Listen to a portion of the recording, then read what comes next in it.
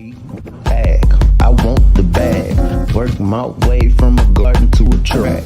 Flip it from a track to a plot full of acres. Do it for the farmers and producers and the makers. What we even here for? Occasionally I ask it. I know it's more than struggling, anticipating the casket. Reap what we sow, trying to fill up my basket. Life's a plantation, I self-law and master. Over the plot I've been granted on this planet. Now it's slanted, cause the chosen been supplanted. But if you overstand it, it was spoken. Fractured, but we ain't broken. Even though some would rather play the role of token, we growing. Black through the essence of a presence. We carry the blood of gods, we carry the mind of peasants. Rich black gardens, future look more like Eden. Multiply seeds like the seed banks in Sweden. Rep my planners on plan according to season. B1 code, switching it up is treason. Black power, family what we eat. Either we get fed or we feed. B1AG. What's growing on? What's growing on? What's growing on? It's your boy John Henry Harris. We also have Farmer Brown EMC, and we're bringing you to the B1AG Cafe. That's we're going to talk about culture, agriculture, food, and environment, and how it all affects you. Now, today's topic that we're going to talk about is it all starts with the soil. It starts with the soil. Now, if you're, they say we all come from the dirt and we're all to the dirt will return. So in agriculture, we're going to start with the basics, the matrix, which is that soil. So, Farmer Brown, what do you got to say about this, about the matrix? First, I just like to say peace to the B1 family. Hope everybody's doing well. It starts with the soil. It starts with the basics. And so, once again, like we talk about, agriculture is full of metaphors.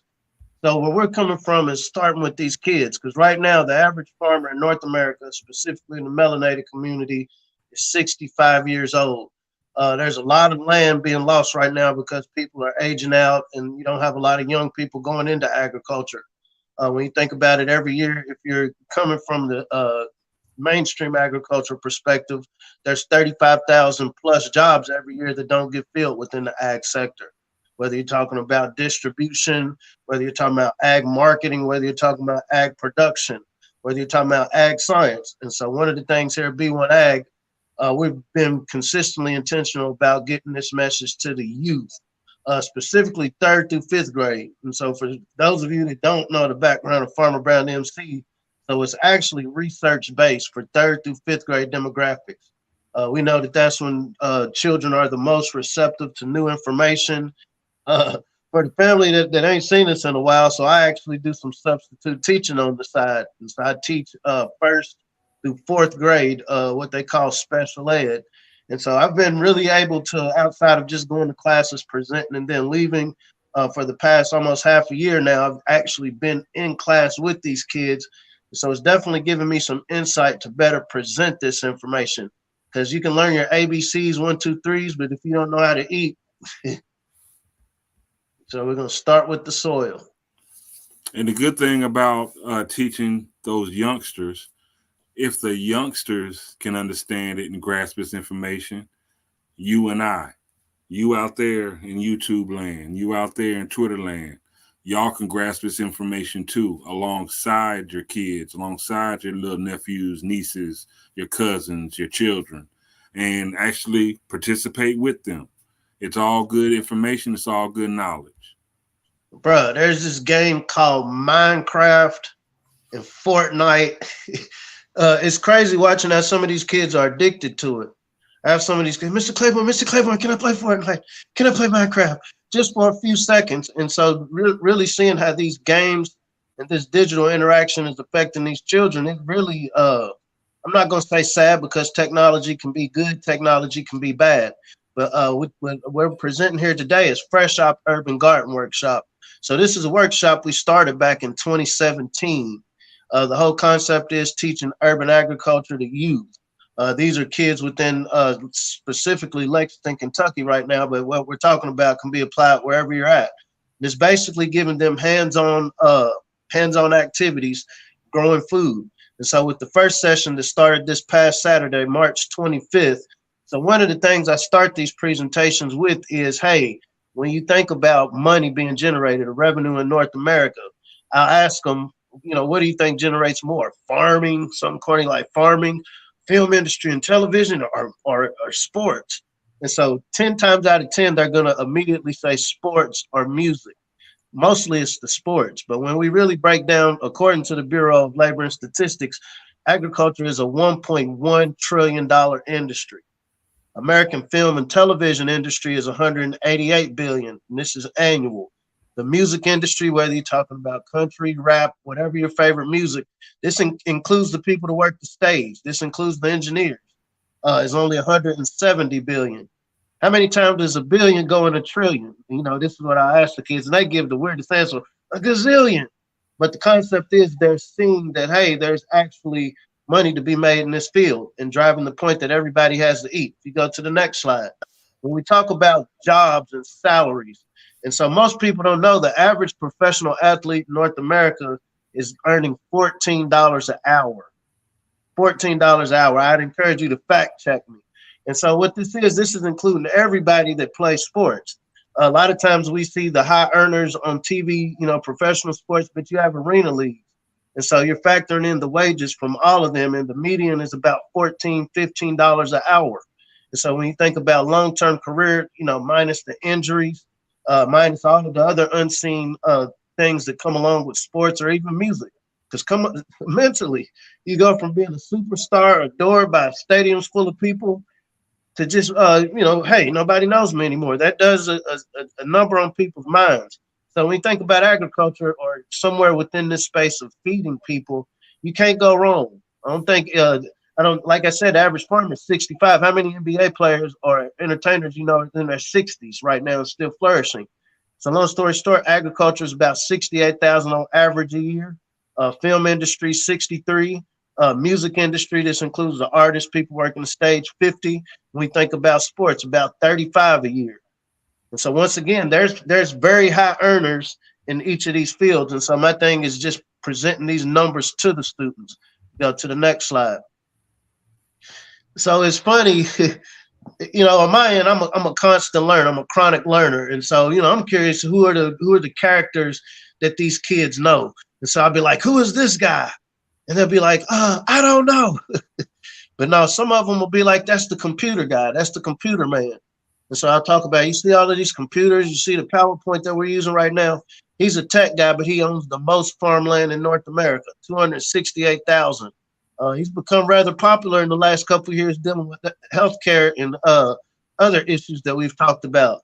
He supplies the carrots for McDonald's. He supplies the onions for McDonald's and potatoes for McDonald's.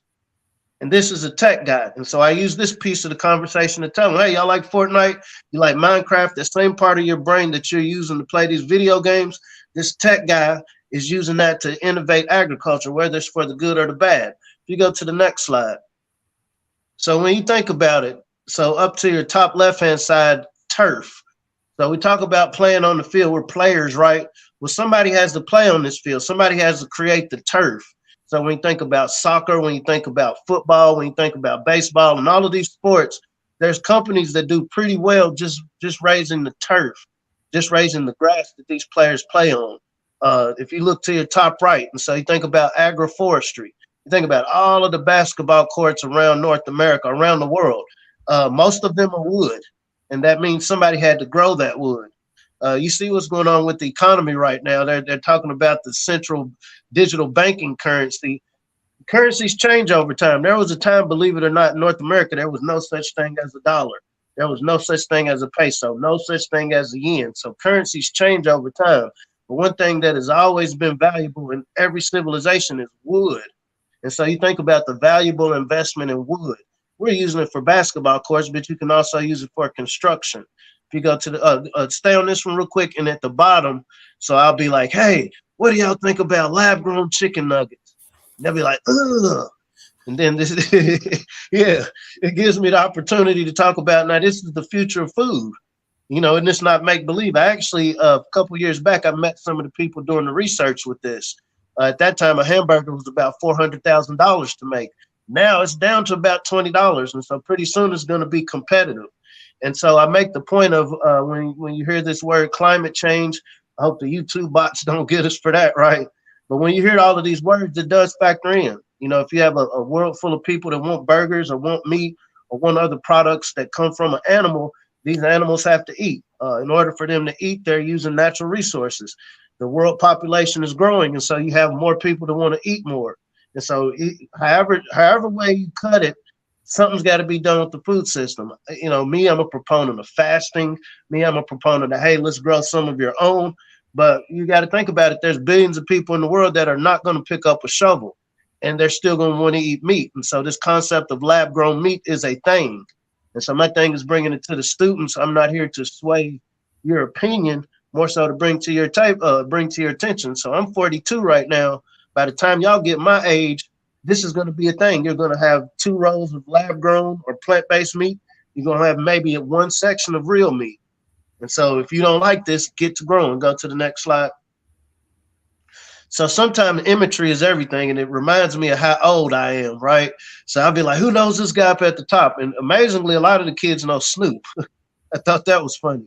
A lot of them don't know who Jay-Z is. They do know Drake. They know Shaq. What do these gentlemen have in common outside of their entertainers or athletes? Well, all of them are invested in alternative protein, alternative meat, those people that want to eat their chicken nuggets and save the planet. And so actually, when you think about Beyond Meat, that's a company that Bill Gates is heavily vested in. Also, when you think about what Snoop is promoting, the vegan hot dogs, that's another company that Bill Gates is heavily vested in. Jay-Z and Simulate Nugs. So it's basically simulated chicken. Go to the next slide. You know, I talk about the story of Rihanna. She's one of the highest paid entertainers in the entertainment industry. It's not necessarily because of her vocals, but because of her vegan-based makeup.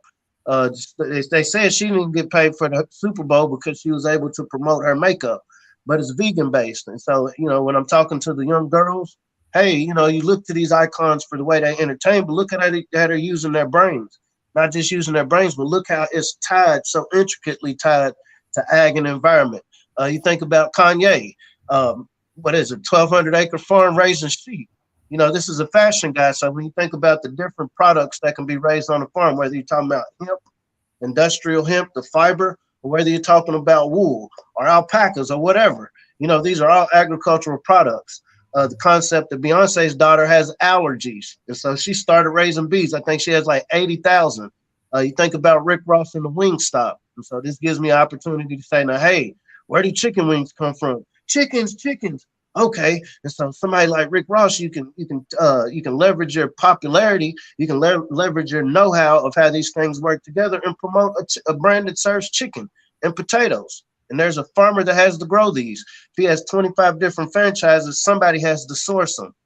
So once again, when we talk about this B1 algorithm, how do we make this a part of culture? Go to the next slide. Michelle Obama, Oprah Winfrey, Waka Flocka Flame, 2 Chainz, even Moneybagg Yo. I mean, these are people that's really getting back to nature. These are people that understand the value of, hey, I'm related with this land around me. You know, it's not just a backdrop for me to do what I do. Like, no, I'm a part of it. And so once again, by the kids seeing these images, it makes a difference in how they approach it. When they might have an opportunity to get a scholarship or might have an opportunity to get an internship, they might have an uncle or aunt or grandpa that's still got a little bit of land left. But our whole goal with this B1 algorithm is to normalize this concept of us seeing us interfacing with this type of activity. Go with the next slide. Moneybagg Yo. So, dude, this is the one they know the most. NLE Chopper. NLE Chopper. I said, this is the one they know the most. When I say, who recognizes this guy? Ah! And I'm like, wow, I'm old. But he has a vegan pop-up truck. And so we think about the value of this when we think about these urban food deserts. And these are places where there's not a lot of healthy food, you know, close to where people live within 1 to 3 miles. And so he basically has vegan pop-up trucks where he's serving vegan food. So you think about it, he's in Tennessee, but think about how these can be useful, especially when you think about the South, where you have a lot of us, and this is where a lot of the farmers are. And so when you think about this type of innovation, you're leveraging popularity, you're leveraging, the connection, you're leveraging social media to sell products, and not just sell products, but get food to people, get food, fuel, and fiber to the people that need it. Go to the last one. And last, like I said, I ain't big on processed food, but Master P, most people know him as a music mogul, but he's literally, rap snacks, everything from rap snacks, pancake mix, ice cream. E40 does as well. Trick Daddy got the cooking show. So saying that to say real quick, run through the slide. And so this was the first workshop. And so we went over the soil layers. And so the theme of the workshop is create your matrix. Soil, you put your seeds in a matrix, whether you're putting it in some empty Jordans, whether you're putting it in a container garden, or whether you're putting it in your box garden, your seeds need a matrix. And so you need to understand the levels of soil. Because if you understand what your soil's on, the organic matter in the different layers, you can make wiser decisions whether or not, okay, maybe I'll do in-ground versus I'll do lasagna garden. I ain't even going to till. Go to the next slide, but understanding the soil layers is very important. Soil amendments. So once again, when we think about areas where the soil is depleted, so different amendments, you can renew your soil, replenish your soil, manure, peat moss, sand, gypsum, blood meal, perlite, green sand, vermiculite. And so and you can get these at a hardware store. And so once again, this is what the kids were making. Go to the next slide. I go through the process of these images because I try not to make it wordy. I try to use the visuals. And so the concept is you want loam soil. Loam soil is basically the perfect blend between silt, sand, and clay. And so when I have them doing these projects, the concept is, hey, if you have a baby, you're not just going to open up a baby cup and pour juice down the throat. It's going to drown it. At the same time, you don't want to just you don't want to plug it because then it won't get any. And so that loam soil is basically like it's like a baby bottle with the perfect holes where you get that trickle drip, drip. And so, they laugh at that, right? But you want that perfect balance to where it's not just going straight down, which is what you're going to get in sand. And it's not just rolling off what you're going to get in clay or not getting to the root. Because you understand the way a plant eats is through its root. So the same way we feed our mouths, we want it to go down our esophagus and not choke us. We want it to be refreshing, is looking at the plant roots in that same light. And it seems weird, but the kids understand it. Go to the next slide. Soil pH, not player haters, but you think about soil pH and say you want the balance somewhere between 6 and 8 is optimal when you're talking about vegetables. And then a chart. And if you go to the next slide.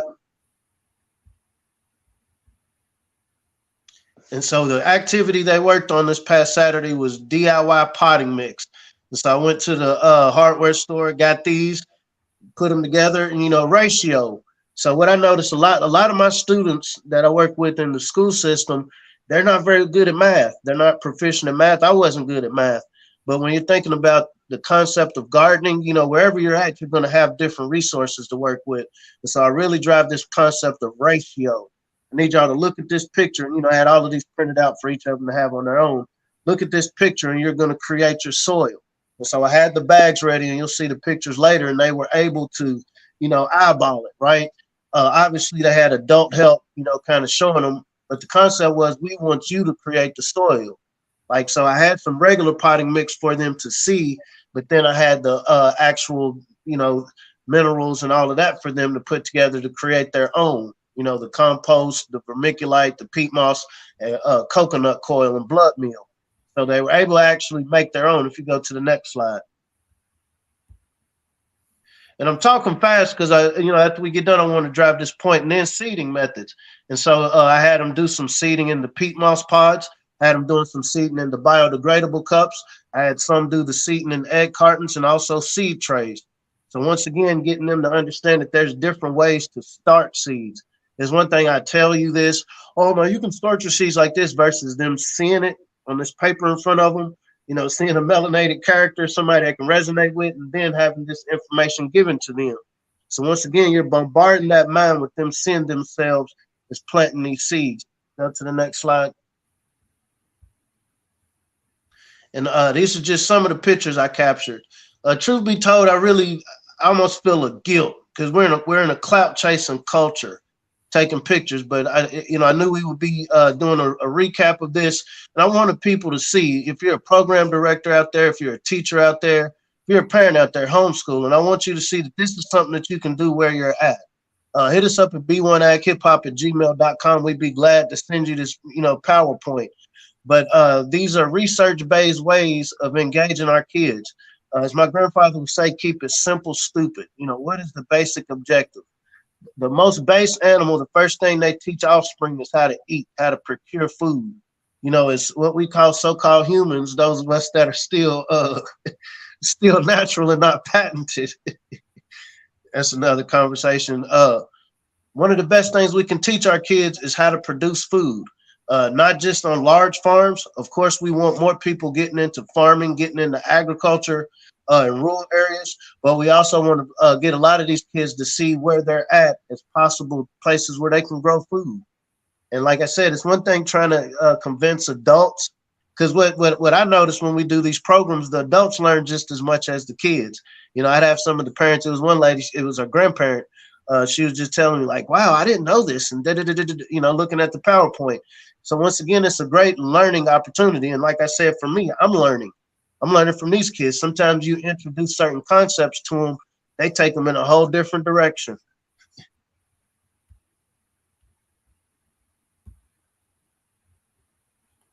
So y'all see, it all starts with the soil.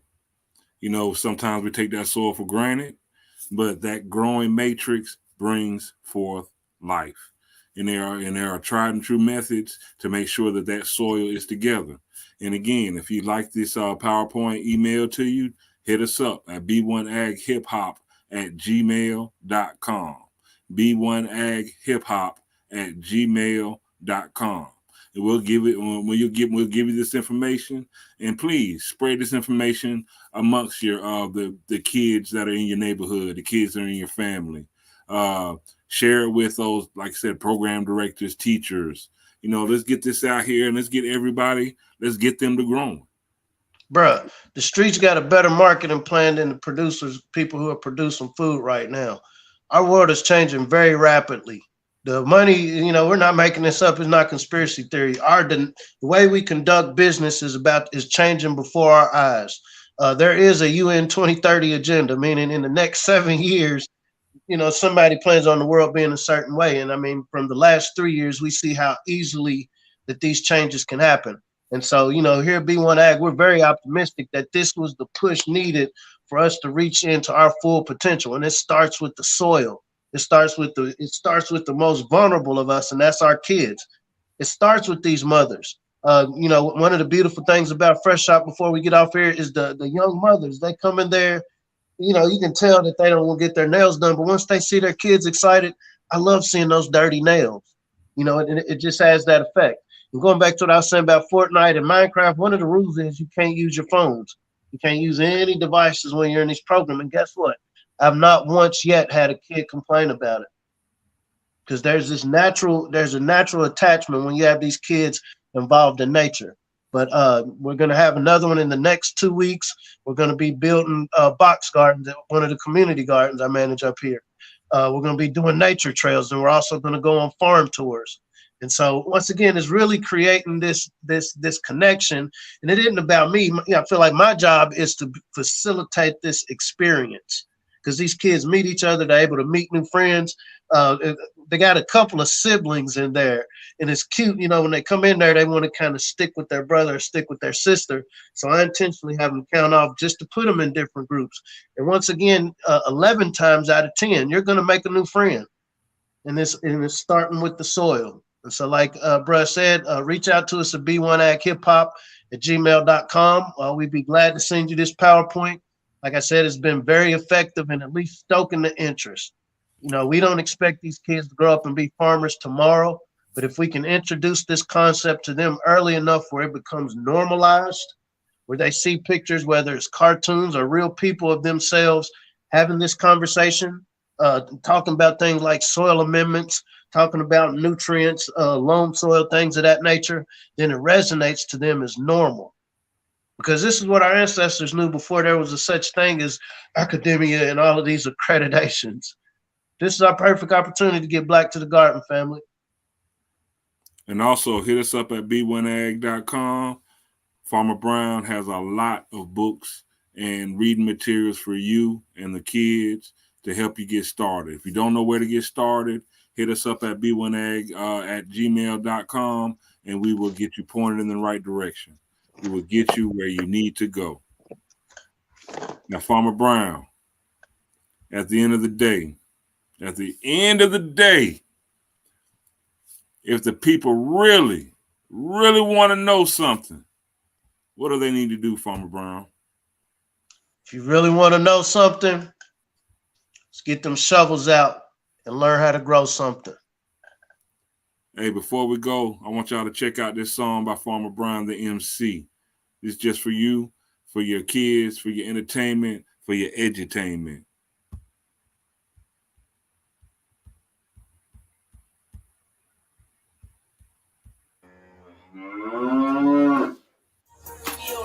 Live is Farmer Brown. Get the stacks in the garden in the back. Say what? Say what? The stacks in the garden in the back. The stacks in the garden in the back. Hey, growing hard, growing small. Hey, look, it's no business like grow business. Case closed, yo witness. Shovels up, no cylinders on your garden with no tilling. Birdman of this ag close. Moving silence, that bag talk. Shut the game down like a bad cough in 2020 with your mask off.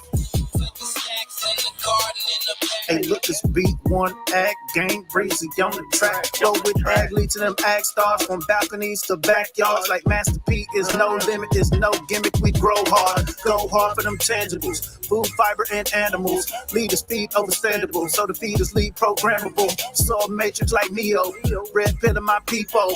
Fence post need a deep hole. Tell them peep the game like a peephole. Ag science with a street flow. Fertilize where the seeds go. No code speak, I'm literal. Cut the weeds, let the drip flow. My irrigation intimidating. Ag tech from a rap vet. 1,000 no cap yet. Red turtle island like an Aztec. I'm just warming up. Swing them shovel. Long days, short nights.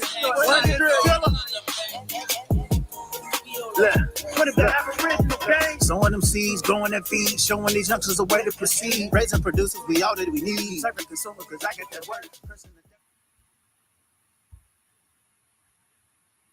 So y'all, let's spread the word. Like, share, subscribe. B1AG Daily Bread Podcast. Share it. Let's get this word out. Let's get it growing. Let's put these shovels in the ground. Hey, I don't know about y'all. I go grocery shopping. I see how expensive this food's getting. I'm not going to let money price me out of eating. And neither should you. We got everything we need. And it starts with the soil. So, y'all have a wonderful day. Thank y'all for checking us out today. We're going to keep bringing this content. We're going to keep encouraging the kids to learn how to grow. We're going to keep encouraging you to learn how to grow. We're going to keep encouraging our communities to come together and learn how to grow.